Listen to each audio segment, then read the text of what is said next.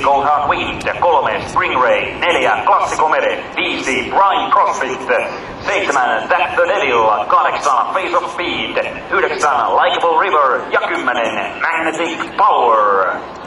Lähtölinjan on matkaa runsaat 100 metriä.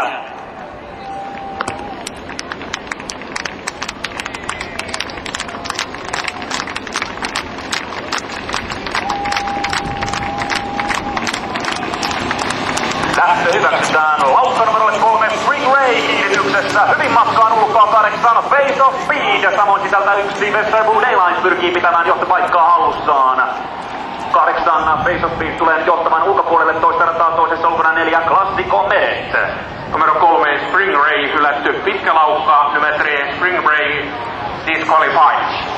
Kaarteessa laukkaavat 8 Face of Speed sekä 7 Zack the Devil takaisin avautuu ensimmäistä kertaa ja 1 Western Blue Daylight jatkaa keulassa. Tämän lukuun täyttyy ensimmäinen 500 metriä, mennään kilometriaikaan 07,5. Puolitoista kierrosta matkaa maaliin, kakkosena 4 Classico Meret, kolmantena tulee tällä hetkellä 2 Goldheart Wind. Toista rataa lähtee etenemään 9 Likeable River ja sitten sisärataa pitki 5 Prime Prospect.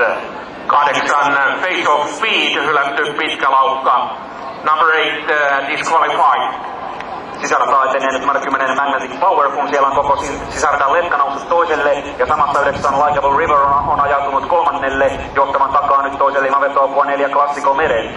Näin toisessa ulkona taitaa tällä hetkellä taivalta numero 2 Goldheart Wind. Kolmannessa ulkona tulee puolestaan 5 Prime Prospect, Likeable River kolmannella. Ja kierros numero 1 Western Blue Daylight aikaan 12.0. Viimeinen kierros vauhtiin, kolmatta rataa 9 Likeable River. Etenee nyt kärjen ulkopuolelle 10 Magnetic Power johtavan takana. Sisärataa kolmantena juoksee 7 Zack the Devil. Toista rataa ilman vetoapua jatkaa edelleen 4 Classico Meret, mutta ei jatka enää, vaan siirtyy kärkeen. 9 Likeable River johtavan kimppuun, toista rataa pitkin lähinnä 2 Goldheart Wind. Seuraavana toista rataa etenee nyt kolmannessa ulkona numero 5 Prime Prospect. Toista rataa seuraavana 10 Magnetic Power. Takaa yrittää kolmatta rataa 7 Zack the Devil. Siellä täytyy 300 metriä, mennään Classico Meretin lukuun kilometriaikaan 12.0. Kyyti on kylmää, kun lähdetään loppukurvina sinne ensimmäisenä 4 Classico Meret. Toista rataa lähtee nyt etenemään johtavan ulkopuolelle numero 2 Goldheart Wind. Lähinnä seuraa toisessa mukana 5 Prime Prospect. Sisällä antautuu 9 Likeable River. Neljänneksi kipuaa 7 Zack the Devil. Perässä etenee 10 Magnetic Power. Maalin matkaa loppukarteessa 300 metriä. Kärkipaikkaa pitää hallinnassaan edelleen numero 4 Classico Meret. Ulkopuolella kamppaileellaan voitosta 2 Goldheart Wind. Kolmannelle kääntää kiinni 5 Prime Prospect ja tulee hyvin. 200 metriä matkaa maaliin. 4 Classico Meret kamppailee urheasti, mutta ei voi mitään. Rinnalta 2 Goldheart Wind kärkeen ja kolmatta rataa pitkin jysäyttää 5 Prime Prospect ja Andrea Cucinatti. Voittaja saadaan pikkuhiljaa seremoniapaikalle. Prime Prospect ja saadaan myös tuo tulojärjestys aivan hetkisen kuluttua. Grand Prix yleisö, arvoisat sponsorit,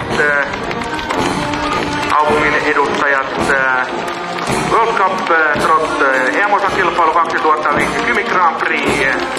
Dramaattinen sellainen on nähty täällä Kouvolassa. Ja tässä on italialainen voittaja numero 5 kilpailut Prime Prospect. Omistaa Scuderia OM, Andrea Cucinatti ohjatti ja valmentaa